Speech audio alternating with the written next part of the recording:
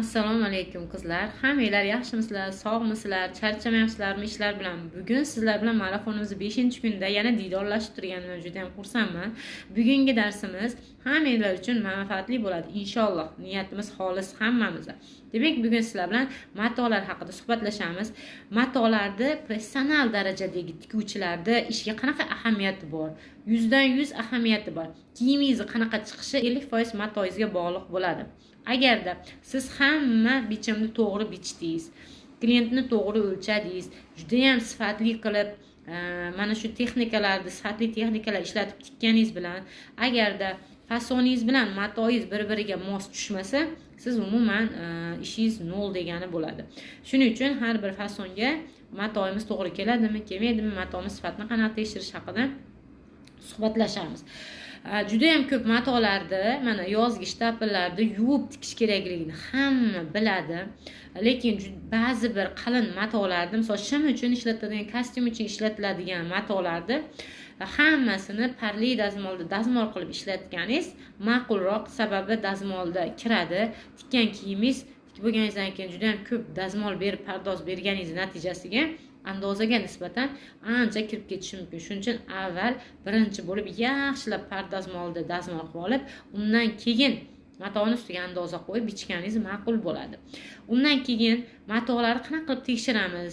Matoda mana shu turish holatida stolda shu bitta siltiganingizda matoda silkinish jarayonida sifatlilik darajasi bilinadi. Siltiganingizda chiroyli qilib stolga tekis yoyilib bergan mato sifatli bo'ladi. Agarda siltigan joyingizda qotib qolgan mato sifati pastroq bo'ladi. Yoki bo'lmasa matoimizni aytaylik cho'ziluvchan mato. Agarda matomiz mana cho'zilyapti, bu bo'y taraf, bu en taraf. Cho'zilganida voy bu qiyiqim ekan. Qizlarga menga material topib qo'ylarsam qiyiqimlar topib qo'yibdi. Demak, cho'zilgan tarafimiz mana cho'zilyapti, qo'yib yuborganimizda o'ziga qaytyapti. Mana cho'zilyapti. Mana qattiq cho'zyapman va qaytib o'z holiga qaytib kelib qolyapti. Mana shu qaytib kelib qolgan mato sifatli bo'ladi. Agar mana bu cho'zilgandan keyin qaytmasdan varo bo'lib valan bo'lib qolsa, u bo'lmaydi. Yoki bo'lmasa buni yana ham yaxshiroq tekshirish uchun santimetr lentamizni olamiz. Santimetr lentamizni olib turib mana hop taxta metrda oldim men, qizlar qaranglar. 10 santimetrgacha bo'lgan joyni ko'rib olamizda. O'zimga udobnisini qilay. Mana teskari bo'lsa, 10 santimetrga bo'lgan joyni stol ustiga qo'yib olamiz va matoimizni olamiz. Matoimizni ushlab ko'rib, mana shuni 10 santimetr joyini o'lchab olamiz. Mana bu yerdan bu yergacha mana shu yerimiz 10 santimetr ekan. Endi cho'zilish darajasida qancha santimetr cho'zilyapti? 13,5 santimetr, ya'ni 10 santimetrimiz 3,5 santimetrga cho'zilyapti. Va buni cho'zdim, 13,5 santimetr chiqdi va buni qaytaraman va qaytarganimda yana mana metrga qo'ygan va tochna 10 santimetr chiqyapti. Demak, bu matoimiz sifatli ekan. Agarda cho'zilib qaytib joyiga qaytmaydigan mato bo'lsa, bilingki, kiyganda qo'llari chiqib qoladigan, chok tikkan joyingiz ko'tarilib qoladigan, dazmol qilgan joyingiz kirishib, har dazmol qilganda kirishib ketadi. Bir marta dazmol qilganda emas, har dazmol qilganda kirishib ketadigan, bitta yuvgandan keyin kiyib bo'lmaydigan kiyimga aylanadigan mato ekan. Shuning uchun cho'zilib buni farqiga borib olamiz. Yoki umuman cho'zilmaydigan tafta matolarimiz bor. Tafta matolar qotib turadigan kiyimlarga mos tushadi. Вечерний ko'ylaklarga ishib turish kerak. Mana bu yerlari chiroyli gul yenglarimiz pishni bo'lib turish kerak. Yubkalarimiz juda ham ko'p oqshom liboslariga tafta qattiq matolar o'zida mana bliski bor, chiroyli turib beradi bu matolarimiz. Bularni cho'zib bo'lmaydi. Bular sifatli mato. Juda ham sifatli va bularni silkitganimizda o'zi stolga yoyilib turib beradi. Demak, buni sifati yaxshi degani. Qiyshayib turmaydi. Yoki bo'lmasa drapirovka qilmoqchi bo'lsangiz, mana bu nimani shunday ko'tarib qo'lingizda ko'rasiz va mana shu qo'lingizga qo'ygan jarayoningiz o'zida drapirovkalar har doim kassoy olinadi. Bo'yiga ham, eniga ham olinmaydi. 45 gradusda olinadi. Shuning uchun mana shu tashab turishini agarda oddiy skladka yoki sborka uchun bo'lsa, albatta oddiy qo'lingizda tashlab, burma holatida qanaqa turishini ko'rib olishingiz mumkin. Mana bunaqa ko'rsatilgan emas. Burma holatida turishida qanaqa turishini o'zi siz qilmay turib, mana burmada ishib ketyapti qizlar. Yana ham peshni bo'lish uchun, demak, burma tortishimiz kerak ekan, sborka tortishimiz kerak ekan. Skladkalarda qanaqa turib beradi? Buni ham mana skladkalar juda chiroyli turadi. Mana bu burilgan joylarimiz sinmaydi. Sifatli matoda. Sifatsizda mana shu skladka qilganingiz o'zida sinib ketadi. Mana yerlar. Ko'ryapsiz, to'maloq bo'lib turib beradi. Demak, sifatli yoki bo'lmasa 45 gradusda, demak 45 gradusimiz bu holatda drapirovka uchun qanaqa turishini shunday holatda olmay turib magazinda o'zida shunday taxlaganingizda o'zi mana o'zi bilib beradi. Bu qarang, chapga turadi. Bemalol qoqmasdan buni drapirovkalarda ko'krak ustidami, yubkagami, bo'ksagami farqi yo'q. Bemalol mana ko'rasizmi? Qanaqa turib beryapti. Buni sinadigan materialdan qilsangiz, sinib ketadi, qayrilib. Tushundingizmi? Sifatsiz sinadigan material menda yo'q ekan hozir. Demak, qizlar, cho'ziluvchanligini sirtib bilamiz. 3 ta oddiysini aytyapman.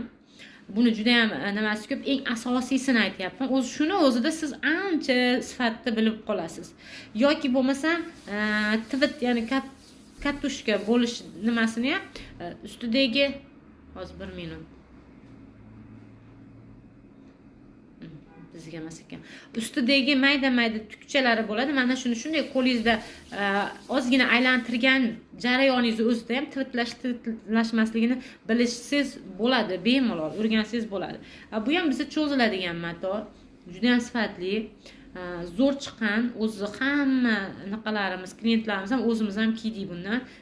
Buni ham mana cho'zyapman. Qaytib beryapti o'ziga. Ko'ryapsiz? Agarda sifatsiz mato bo'lsa, unaqasini hozir topolmadim. To'g'risi bizda sifatsiz matoni ko'p ham ishlatmaymiz. Bu cho'zasiz. Mana qattiq cho'zasiz. Qaytganda mana bu yerida, mana bitta tekis turibdi. Mana bu yerida o'zi bunaqa to'lqin hosil bo'lib qoladi. Demak, u sifatsiz bo'lgan. Sizga klientingiz qanaqadir drapirovkali material olib keldi. Lekin olib kelgan matosi drapirovkada yoki skladkada yoki sborkada yaxshi turmaydi. Bilingki, klientingiz xohlagan libosni chiqarib bera olmaysiz. To'g'ri bichib, to'g'ri tikkan taqdiringizda ham u xohlagandaqa turib bermaydi. Boshqa fason topinglar yoki boshqa mato olib kelishini taklif qilishingiz mumkin. Yoki bo'lmasa sotmoqchisiz materialingizni tayyor kiyim qilib atelyengizda, bunda ham mato sifati juda ham muhim bo'ladi. Yoki bo'lmasam siz juda ham tashlab turadigan, xilpirab turadigan fason kiymoqchisiz, lekin qattiqroq fakturadagi liboslarni tikdingiz. Materialdan mana shu libos tikdingiz, turmaydi. Buni yaxshilab bilib, yaxshilab tushunib, ko'proq matolarni qo'lingizda ushlash jarayoningizda his qilib bilasiz bu narsani. His qilib bilasiz. Va mana shunga qarab kiyimingizni sifati albatta ko'tariladi. Demak, bugungi darsimizda matolarni 3 xil yo'nalishda sinab ko'rdik va buni o'rgandik. Yoki bo'lmasa mato fakturasini men buni dars qilib video qilganman, montaj qilishga vaqtim yetmayapti. Xudo xolasa YouTube kanalimga qo'yaman. Juda ham chiroyli ayollarimizni libosini tikkanman va buni cho'zilish darajasini mana shu video darsligimga o'rgatib ketganman. Agarda siz tor uslubdagi libos tikmoqchisiz, klientingizni o'lchoviga nisbatan kamroq olishingiz kerak. To'g'rimi? Yopishib turish uchun, ichki kiyimlar uchun yoki bo'lmasam mana kechqurun kiyadigan liboslar uchun tor uslubdagi nimalar bo'ladi. Mana shuni qancha darajada kichik santimetr razmerni kichraytirishingiz kerakligini matoni cho'zilish darajasiga qarab qilasiz. Hammasida bir xil bo'lmaydi. Har xil mato, har bir xil mato har xil cho'ziladi. Mana shu yerda mana sizlarga oddiy hozir bitta praktika qilamiz, qizlar. Qarang, bu qalinroq, boshqacha mato. Bu matoni mana 10 santimetrda olaman. Qarang. O 10 santimetrda oldim va buni cho'zaman. Cho'zdim va buni o'lchayman. Cho'zganimda 16,5 santimetr bo'lyapti. Demak, 10 santimetrga 6,5 santimetr ko'payyapti. Lekin bizim mana bu oddiy tukulik materialimizdan tekis joyini olaylik.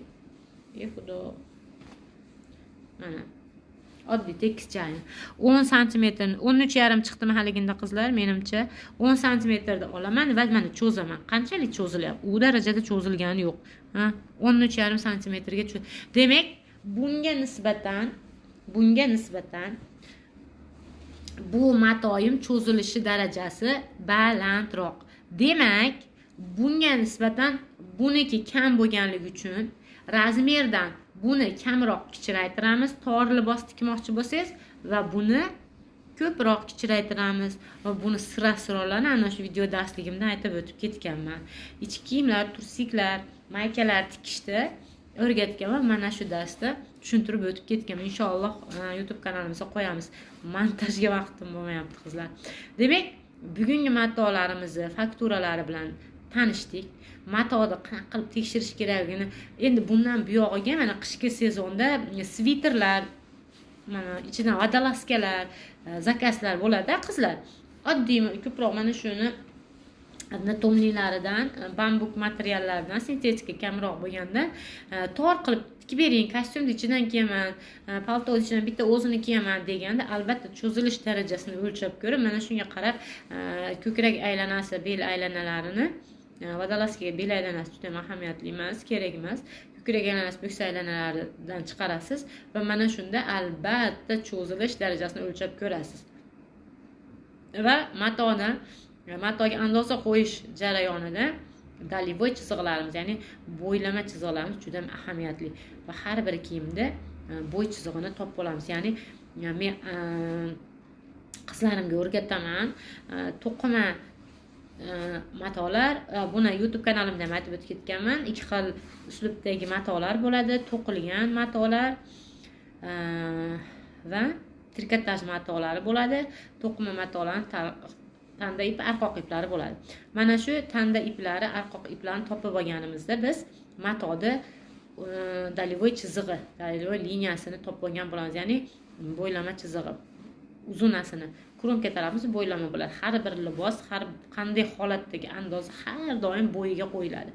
Eniga yoki kassoyga qo'yilgan libos aylanib ketadi. Mana shu xato mana ko'proq arzon kiyimlarda kiygan kiyimingiz aylanib ketadi. Mana choki bu yerda turganmi, oldiga o'tib ketib qoladi. Shimlarda ham shunaqa. Bular demak siz bilingki, andozani matoga noto'g'ri qo'ygan. Dalivoy chizig'iga to'g'rilab qo'ymagan. To'g'ri kelgan tarafga qarab ekonom qiladi-da ular. Qo'yib ketgani uchun libos aylanadi. Libos aylanishini andozani matoga qo'yish juda ham ahamiyatli bo'ladi. Dalivoy chizig'i har doim ahamiyat berib, kiyim uzunasiga turibdimi, matoni uzunasiga ustiga qo'yish kerak. Agar matoingiz uzun turibdi, andozangizni ekonom qilish uchun sal qiyshaytirdingizmi, bo'ldi, kiyim aylanadigan bo'ladi. Demak, bugun professional tikuvchilar, professional dizaynerlar matolarni farqiga qanday borishligini, burmalar, skladkalarga mato tushmasligini qanday bilishini va drapirovkali ko'ylaklarga qaysi matolar qanaqa tanlashtirilarini o'rgatdim va matoni sifatini qanaqa tekshirishni ham o'rgatdim. Juda ham zo'r. Shunday bitta silting stol ustiga, bozorda bo'lsangiz 1-2 metr matoni shunday turishda bitta silting aytib beradi. Va uyingizdagi hozir zakaz tikmoqchi bo'lgan har xil matolarni shunaqa holatda sifatini albatta tekshirib ko'ring.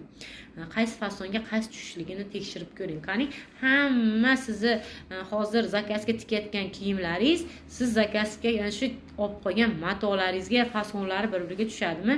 Tekshirib o'zingizni analiz qiling. Demak, bugun sizlar bilan mato faktoralari haqida suhbatlashdik.